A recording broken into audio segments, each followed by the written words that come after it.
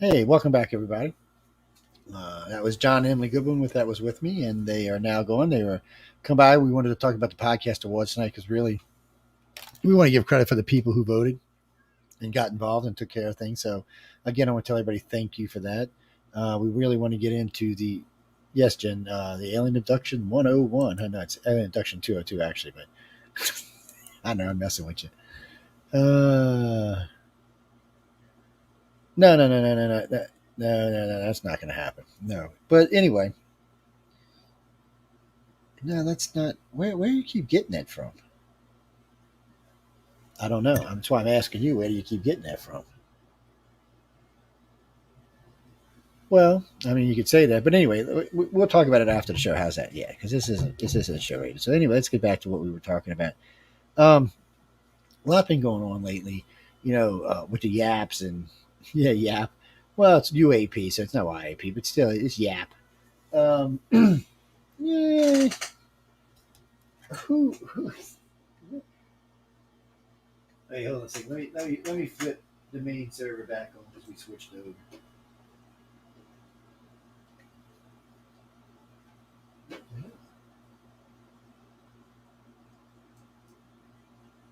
Can't believe that. I don't know. I can't find the damn thing. Okay, it's okay. Sorry about that. That's just all weird over there. I don't know what's going on with that server. That was really strange. But anyway, that's no, because it was the wrong mouse in the wrong place, Billy Ray. But that's okay. We're gonna get going here in just a second, guys. I just want to make sure the main servers are on, so people can actually listen to the whole show. What we're going to be talking about. Give me 1 second. Well, when I do my shows, I'm by myself. When we producing for other shows, it's easy because I don't have to be. Um, yeah, I'm not on air, so it doesn't matter. I can move around and do whatever I want to and make sure everything's going according to plan. And a lot of shows are produced by the host these days, which is nice. I mean, there's a lot of that going on, and with StreamYard, it makes it easy for a lot of the hosts to produce their own show, which is a nice feature, by the way. So anyway, welcome back, everyone. I hope y'all enjoyed the first hour with John and Emily and I and what we were talking about and the awards and stuff. So, a couple of things right off the bat. Area 51. Have y'all been to Area 51? Anyone listening tonight been to Area 51? Give me a call or pop into one of the chat rooms, or you can hit me up on my messenger, or you can hit me up on my on StreamYard. Yeah, so I'm one of the venues on StreamYard we're on. We're on a few venues on StreamYard. I think it's the 3 YouTube pages and 4 or 5 Facebook pages. So you can catch us on any of those and tell me what you think about the show or input. Thank you, Randy. That's nice of you. The skull's drunk. What can I say? It likes Crown Royal. Yes, Amelia Pisano sends me Crown down by the case. She sends me a case a week. Yeah, yeah. She's a moron. You believe anything, won't you? I'm sorry. Well, when you say dumb stuff like that, you deserve it. But Area 51 is a trippy place. So I've been to a couple of gates on Area 51 now for 3, 4, and it's interesting. They know who you are as soon as you come up. I mean, there's a couple of different camera systems there. They got a binocular camera system there, and then they've got 3 or 4 other camera systems there, and they follow you around when you're walking around. But the reason they have multiple cameras is because, like, we showed it with I think there was 5 or 6 of us, so everybody's walking in different directions and stuff. The camera tracks you, but they track you, pop your image in, your image comes up. I'm on the internet, so as soon as my image goes in and it comes up, they know who the hell I am. So it's not a big deal. They know everything about you. They're not.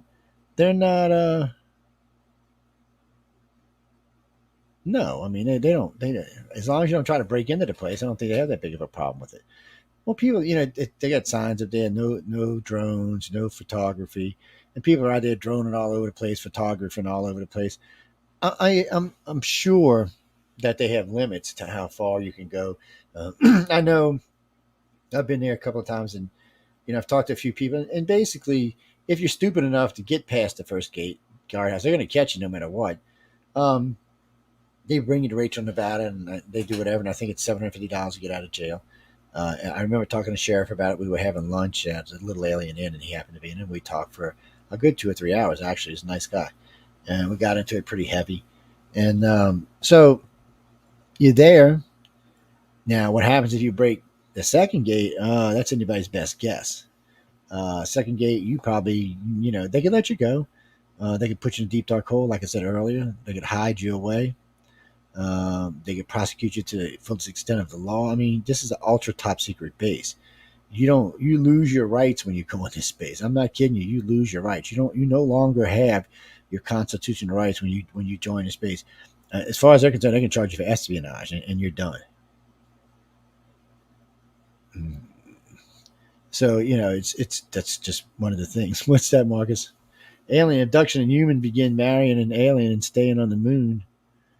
Uh, um, uh, I don't know if I want to live on the moon, man. I want maybe Mars. The moon seems a little chilly.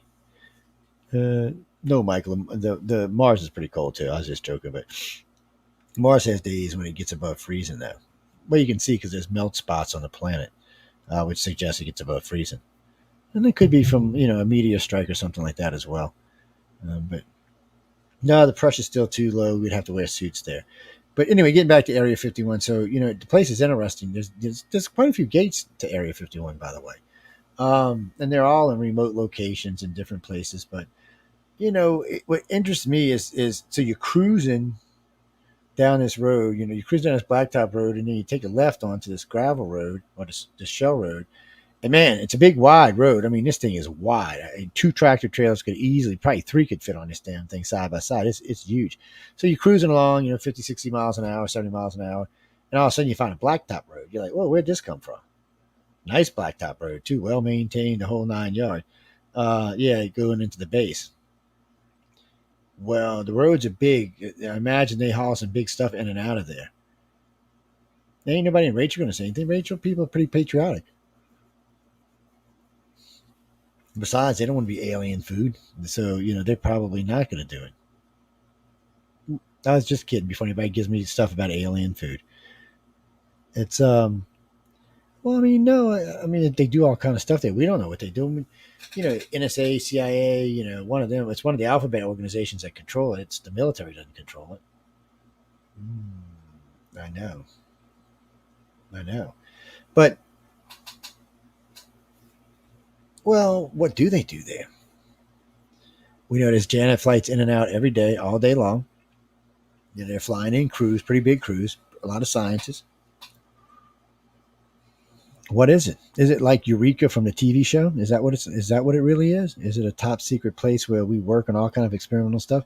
Most people think the base was there because it's aliens. I was talking to a friend of mine about this the other day because of some information we've gotten about the inside of the base, and you know what it could be because they say it's anywhere from 30 to 90 stories deep, not up but deep or more. And I wondered if it was just like an alien craft embedded there, and everything's just built on top of it. If because people talk about the hallways and different things about the place, and it sounds a little weird. It sounds like it's a different design than what we're used to. Am I giving out secrets? No. I don't, you mean does the government care what the hallways look like? No, I don't think they care if I talk about their hallways. Now, if I was there talking about spacecraft I'd seen or aliens I'd seen, that might be a little bit different. But even that, I don't think they care about. Yeah, I've never done anything to Bob Lazar. Whether you believe or disbelieve Bob Lazar, they've never done anything to him.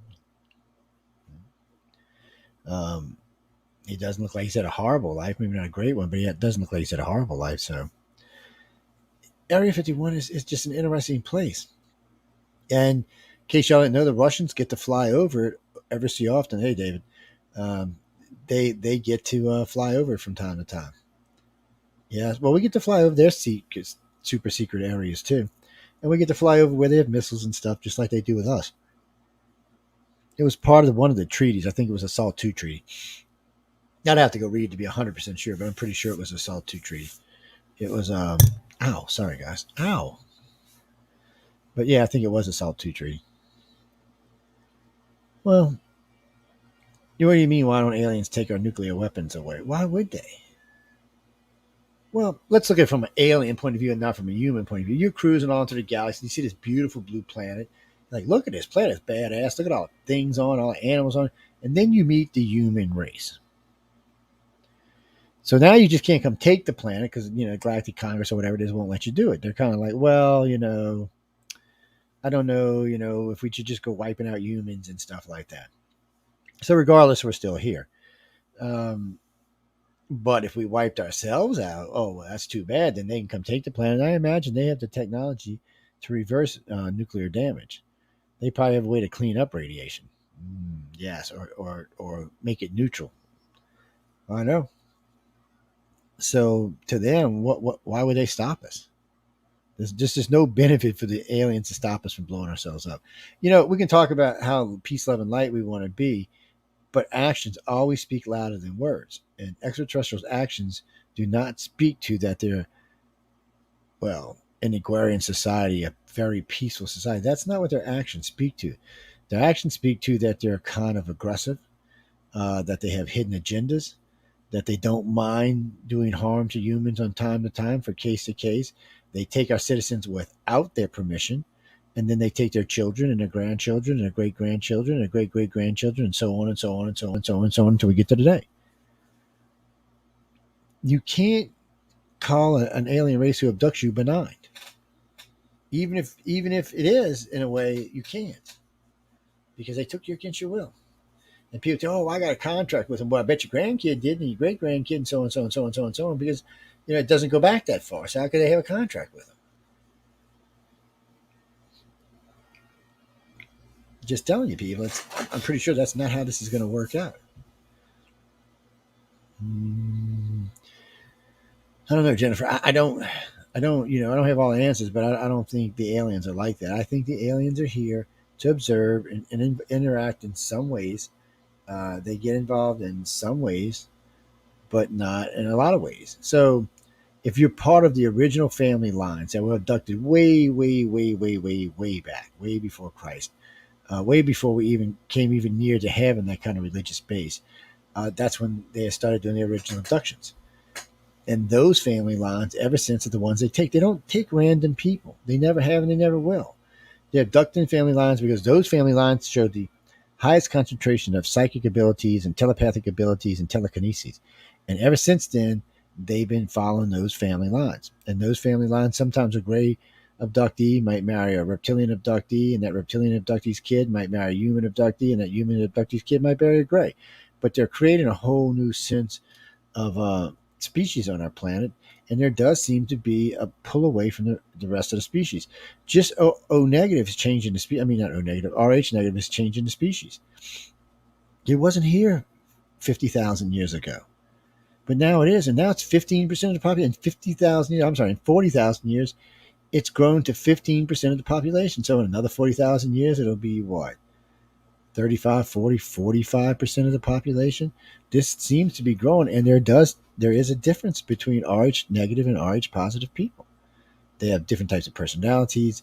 A lot of them look at the world differently. It's a strange phenomenon. Um,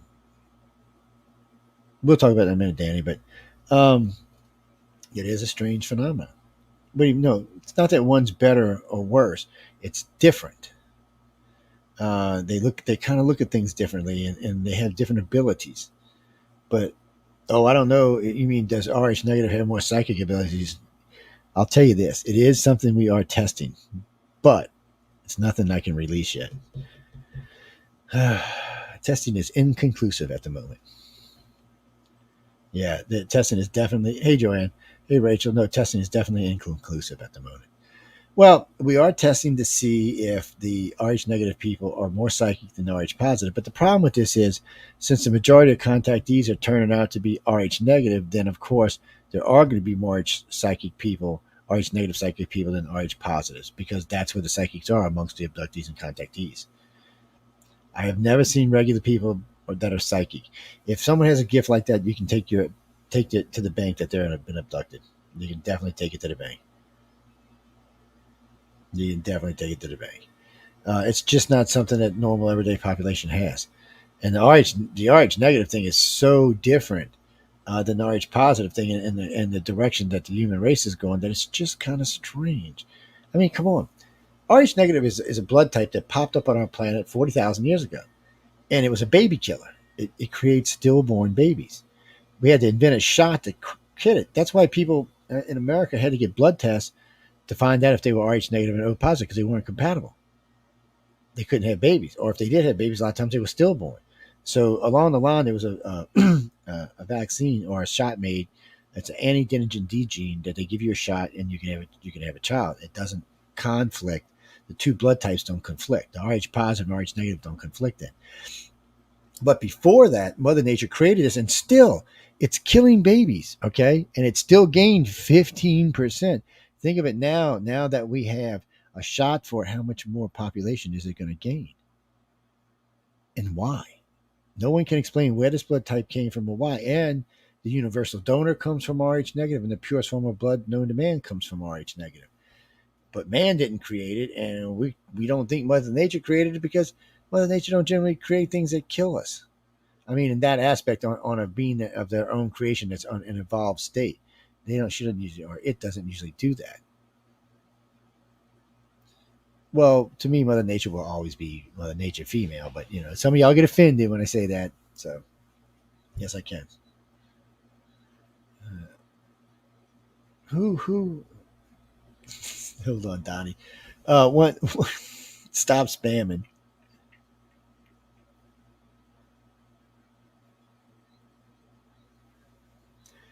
You know, as far as the blood types go, we started it for a wholly different reason than most people understand. We started it to find contactees and abductees.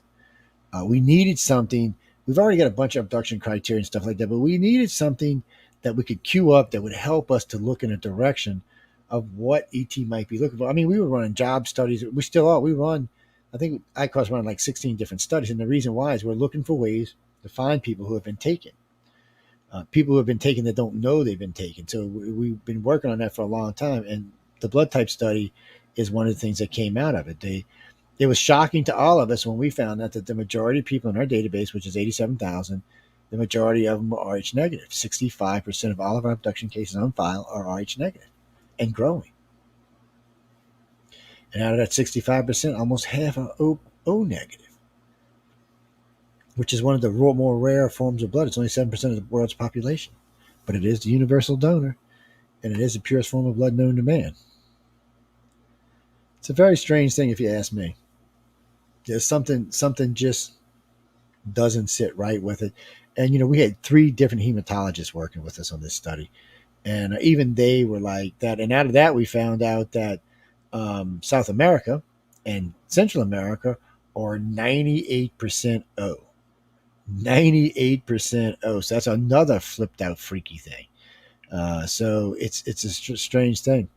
Yeah, O positive is cool. I mean, see, that's the thing. People think when we talk about these studies that it means, oh, if you're positive, you can't be abducted. It's not true. Still, 35% of the people who are being abducted are positive. So don't say you can't be abducted. And you got to remember, there's far more positives than there are negatives. 85% of the world is Rh positive. 15% of the world is Rh negative. So that 35% equals the Rh negatives because it's the sheer volume. Yeah. Denise, no. Well, aliens probably look at us much differently. You got to remember they're alien after all. They come from a different world, a different looking world, probably different colored world, different types of atmosphere, different landscapes. Their eye colors are different. Their pigment of skin colors are different. A lot of their body parts are different. They think differently than we do, and they're older and wiser than we are. All the races visiting here are old.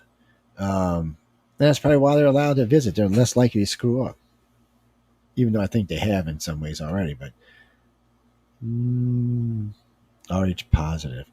No, see, and that's another thing. All Rh positive people share a 2% genome with the rhesus monkey. Rh negative does not. They have no common ancestor to the monkey. Yeah, how you like that? But yet we're the same species. Figure that one out. No, we're the same species. It's just there's a difference. There's a subtle difference between Rh and positive. And since Rh negative came on the scene much later, I have to think it's the upgrade, the update. Eventually, everybody will be that way. Just takes time for Mother Nature to catch up. And 10,000 years after that, God knows what else Mother Nature might decide to update. It's just part of life, I guess. Um, oh, you mean are the RH negative abilities stronger than the RH positive abilities? That is in this test, and we'll see how it comes out. I really don't know how it's going to come out. Well, the blood study ran 10 years before we did the first release on the radio about 10 years ago. And then it ran another 5 years, and we did a release on ancient aliens. And then it ran another couple of years, and we did another release on ancient aliens. And then some woman named Linda Moulton Howe tried to take credit for the blood type study that had been released 12 years before she ever talked about it. Yes, ufologists are a piece of work. That's all I can say. I mean, somebody asked me one time, "Are you in it for the money?" Well, what money? I'm not in it for the money. Maybe if you're a professional ufologist, you might make some money out of it, but it's not what I do for a living. I have two other careers. This is something I do for answers.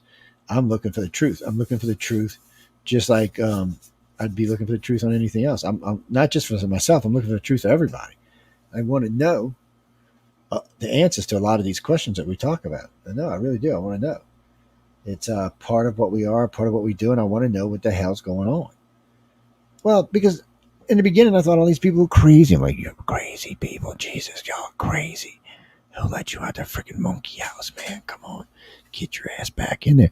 But that's not what it was. I mean, I met people, important people with careers that high end careers, big families, big money. And they told me they were abducted by aliens. I'm like, really? They like, see my eyes? Really? I was like, have you been abducted by aliens? I found it strange, and I found it strange how many people would randomly just tell me about shit that happened in their lives, especially when it was pertaining to aliens. I was like, just randomly be walking on, work, doing something. Somebody say, "Oh, Joe, I had this weird experience. What do you think?" And I'm like, "Really? You've been abducted by aliens? I think you should go see a psychologist." And I was like that for the first 3 or 4 years. But the more these people I met, the more I realized these people weren't crazy. There was something going on in their lives, and they weren't liars, and they had a lot to lose if it was to get out publicly. Sorry, it was one of my dogs. That was weird. And I just, I couldn't understand why they were talking about it like that. But they weren't talking to other people about it, just talking with us about it. So that was interesting itself, and that's kind of what triggered the start of the organization. That and a crazy person named Ariel St. Sinclair. Yes, Ariel Chaser was his nick. He kind of sent us all to. He said so much crazy stuff that we felt this was like 20, 30. I don't know, it was about 32 years ago. We felt that they needed an organization that could bring sanity to the field, and that's when ICAR was born. Yes. Which, by the way, is being retired. The organization itself is being retired, and there's a new one coming, and for different reasons, and that's how it's going to work. But we will be looking for directors, not just in the U.S. but around the world. You need to have a little bit of experience and have some idea what you're talking about, but it is something we're going to be doing. And you'll be meeting some of the people soon that are going to be involved, and I'll be starting to get them together. Well, we were asked. Well, all I can say is we were asked if we could change an organization into something else.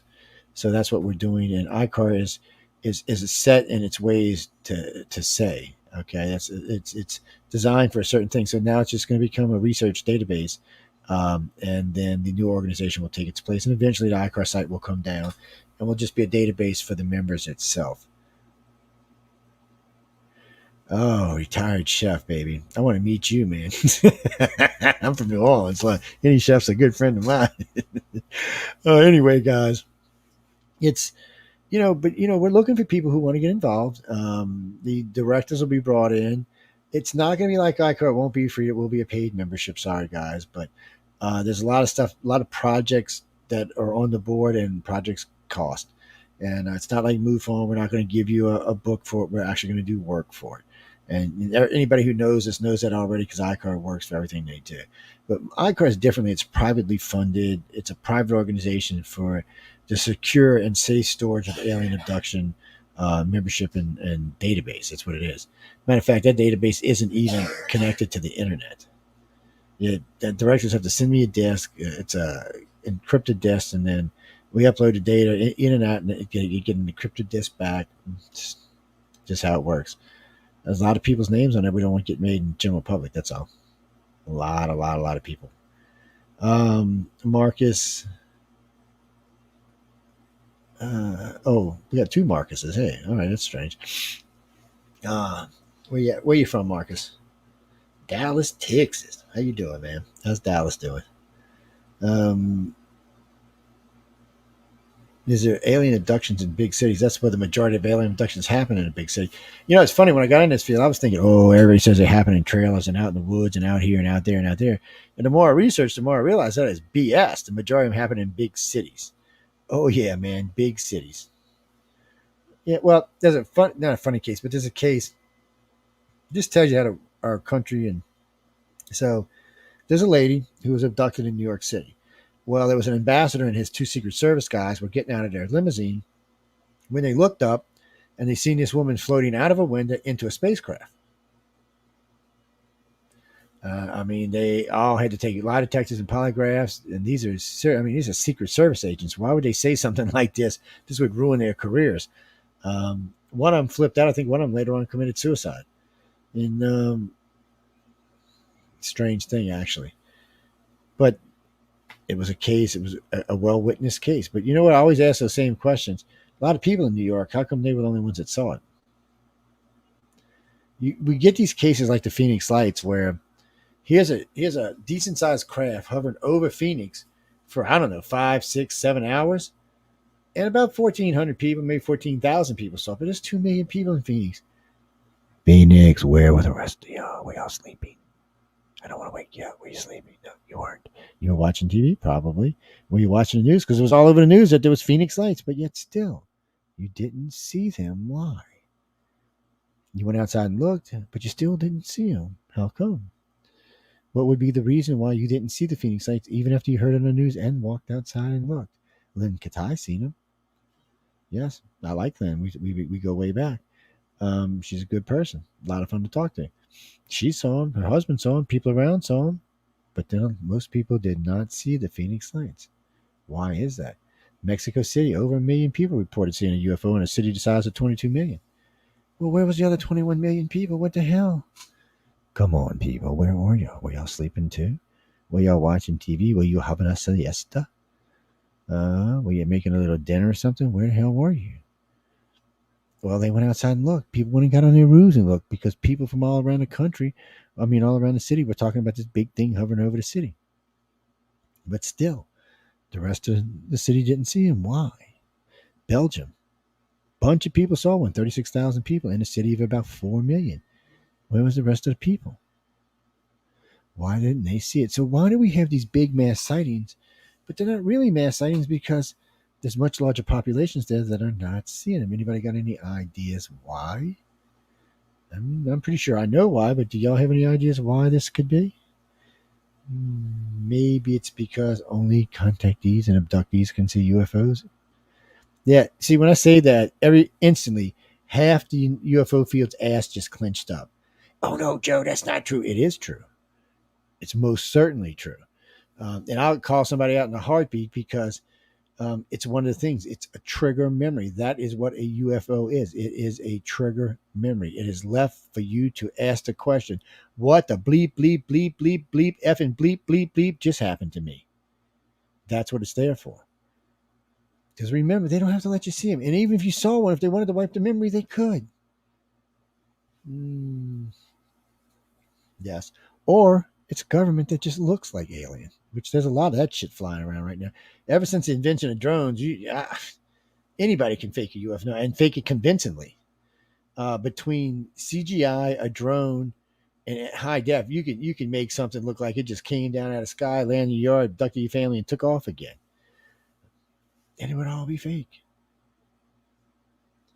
Yeah, it's a lot harder now to tell the difference between real video and fake video. That's why I always tell people, bring an analog camera with you. Maybe a Kodak 400 analog, something you can snap some pictures with, or an analog video camera of some kind, high def digital, analog, or just analog in general. That way you've got backups. and it's harder to fake analog than it is digital. It's the truth of it, people. And taking a Kodiak 400, it's hard. Grayscale is hard to screw with. So unless you're a pro, and it's going to take a lot of work, and most people are just not going to do it because it's so much easier to fake stuff on your phone or anything else these days. Oh yeah, man. One of the best ones I ever did, and this was before we even had real high def. A good friend of mine worked at the WIP facility. If you don't know what the WIP facility is, it is where we store all of our non-nuclear nuclear waste. It's a big, huge facility on the ground. So they were having a big meeting on the ground. I guess they were doing like showing all the people, and they had a bunch of them standing in this big underground area. And, it's like 20, 25 people standing there. And it's a picture. And a friend of mine just sent it to me to show me how big the area was. So I cropped in a UFO behind him. And I put a flying saucer in behind him. That freaking photo went viral, man. Because it had the official WIP facility stamp on it. I almost got the poor girl fired by accident. But it did. It went viral. And people were swearing this was the real thing. And I was laughing my ass off. I was watching professional ufologists who swear they know more than anybody saying this thing was real. And then I felt bad about busting them. Well, everybody was saying, look, it's real, it's real, it's real, it's real. And I'm thinking, oh my God, no, it's not. I did that. I did that. I did that. And then so myself and the person who else, the other person was involved, came public. And everybody was pissed. But hey, you shouldn't have just jumped on it so fast. You should have done some analysis work. I mean, there was no shadow, nothing, no reflection from the people onto the craft. I mean, you should have done some work. It was just a cropped in photo with not even any hard work. And it just went, shoo. I mean, it went viral. It was like 14 million people seen it before 2 days was up. I was like, oh my God. And that happens with stories sometimes, or pictures sometimes. It just goes viral.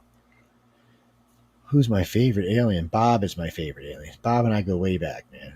Bob the Gray and I go way back. Yeah, and Rudy the Reptilian. Yeah, Rudy the Reptilian. Bob the y'all think I'm kidding? I name all these damn aliens. Yeah, it makes it more personal. It does make it more personal. So, on a different note, if you were being taken, I'm sorry, sorry, let me get a drink here. Let me see if I can describe this. Get this in my head for a second. Oh, for the lady who just asked me about this. So here we go. Let's get a little closer to the mic. You're laying in your bed. You're sleeping. Well, you're not sleeping. You're kind of half there, half out. Eyes kind of open a little bit. You're just dazing off, dreaming, daydreaming about things, and you're laying there, and you start to get a weird sense in your stomach, and you're just ignoring it. You're like, oh, no big deal, and then you feel something touch your foot, and you open your eyes. And before you can scream, this thing has already drugged you through the wall and is taking you up in the light into your craft. And at that point, you're screaming, but nothing is coming out. I mean, you're screaming as hard as you can, and nothing is coming out. Now, as you're still screaming, you can't kick, you can't move, you're trying your hardest. You find yourself being floated down a hallway into a room. They bring you into this room, and it just lights up. There's no lights anywhere. The room itself is like amber. It's almost like the skin itself is light, and you can adjust the intensity of it, so that you're still sitting there, kind of hovering when this thing starts bubbling out of the floor, moving upwards towards you, and it's freaking you out, because you can barely see it at the corner of your eye.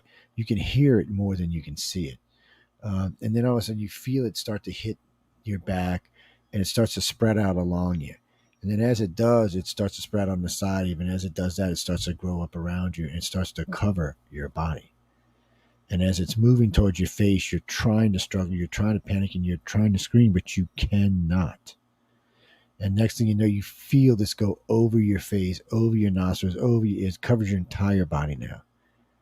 And you're in a full-blown panic because you figure you're going to suffocate. And while this is going on, you see something coming out of the wall. It looks like some type of metal tubing, like kind of stuff with, remember those old fold-up cups, the rigid. Anyway, it starts to move out of the wall and starts to move towards your body. As you see this cylindrical thing coming out of the wall about this big around, as it gets closer to you, it just kind of blooms out like a flower, and all of these instruments start to come out of it. Every instrument on there will pierce your body. Anywhere there's an orifice will pierce your body, and a few places that it's not. And it will go all the way from both ends, all the way through till it meets in between. And you're still trying to scream and trying to struggle. And you can't because you're awake and you are aware of all of this, the pain, everything. You're aware of all of it. And then all of a sudden you're screaming, you got your eyes closed, you're screaming, and you wake up and you scream, and your spouse is next to you going, "What's up? Hey, baby, what happened? You had a bad dream?" And you are now flipped out of your mind. You are like, no, you're shaking, you're shivering, you're freaked out, you're pissed off, and you just don't even know what to say next. Okay. General update to one of those kind of abductions. There's other kinds besides that, but was that good for you? It was good for me. Some coffee? Mm. Oh, you mean scarier ones? Oh, yeah, there's way scarier ones. Yeah, that was just a general abduction.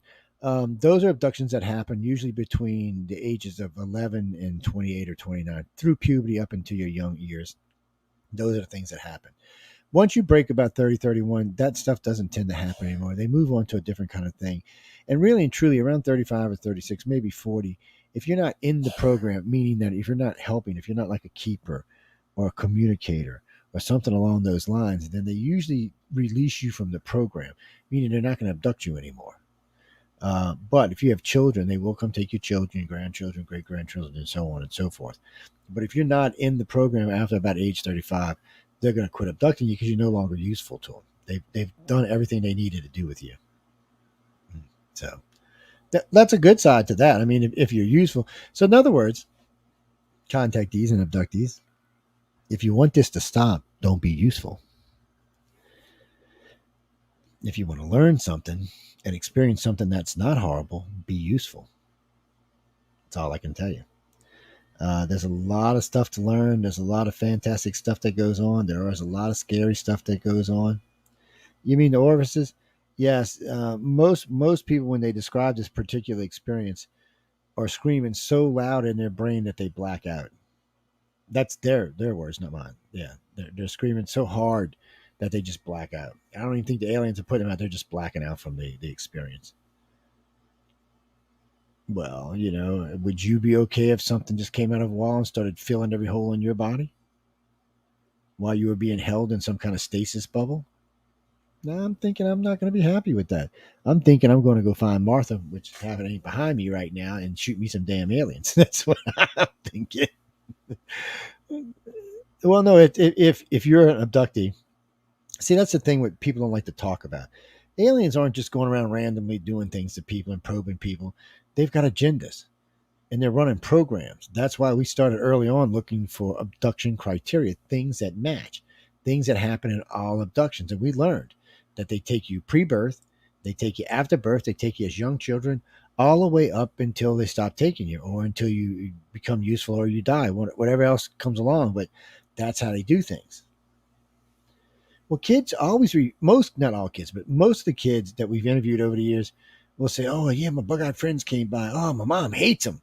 Or something like that, or my dad hates them, but they're my bug-eyed friends. They show me this, they show me that. That's before any of the bad stuff happens, and then the bad stuff happens and it goes back. But most people can reconcile the bad stuff with learning about the extraterrestrials, and it's not as bad as it used to be because a lot of the stuff they used to do they're no longer doing because they've gotten past that.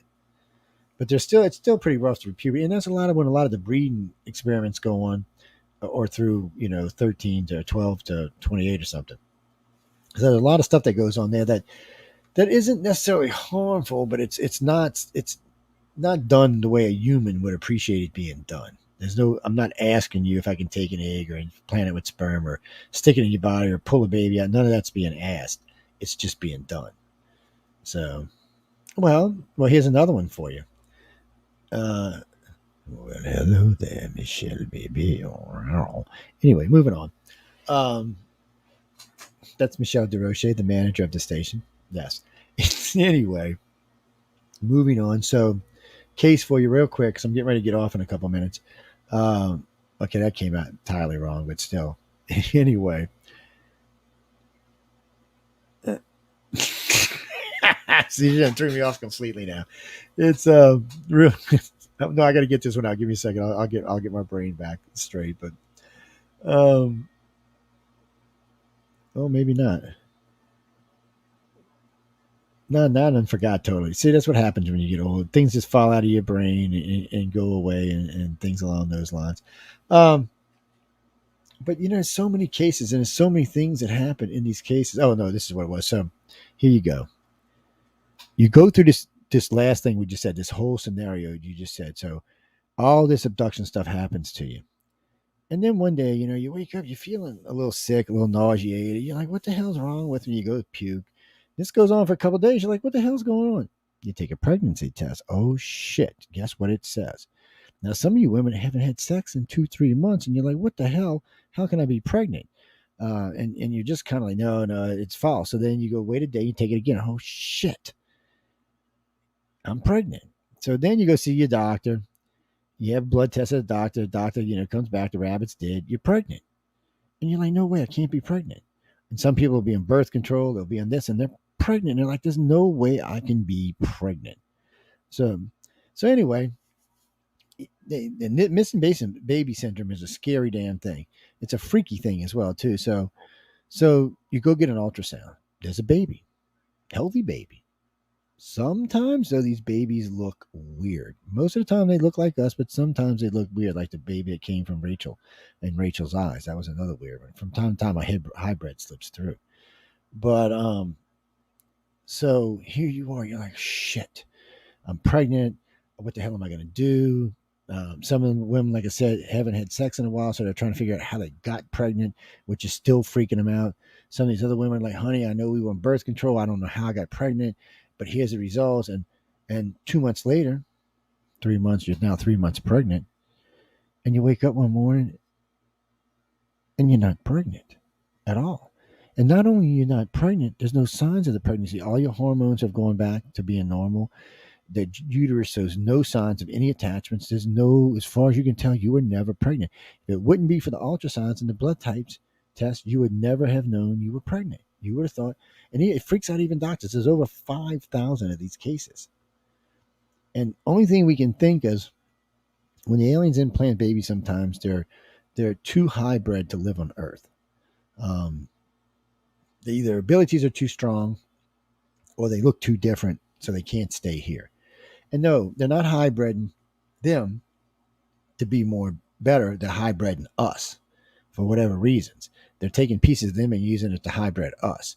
No, the Greys are not here to use us to improve them. Please get that out of your head, people. That's an embarrassment. The Greys are so far beyond us, it's not even funny. Their ships are organic. They can grow. It grows. The ship can grow its own food that the Greys can eat. The way they travel through space is far more advanced than the other races that have visited here. They're just a more advanced race. And well, in the early days, everybody thought they worked for the reptilians and the humans. Now we actually understand that that's not true. Their brain power alone is far superior than anybody except for maybe the light beings. So now we know that. But anyway, I just wanted to mention that last one because we're going to get out of here. I know Michelle is coming up right now, so y'all go check out Michelle DeRoche on The Outer Realm. Her and Amelia should be coming on. Actually, they're probably live as we are speaking. So I want to tell anybody again, thanks for hanging out again. I hope everyone has a wonderful weekend. We'll be back on regular schedule, regular 2-hour shows start next Wednesday. We just had the podcast awards tonight to talk about. And if you're one of those podcast awarders, please vote for us. On that note, good night and have a good weekend, people.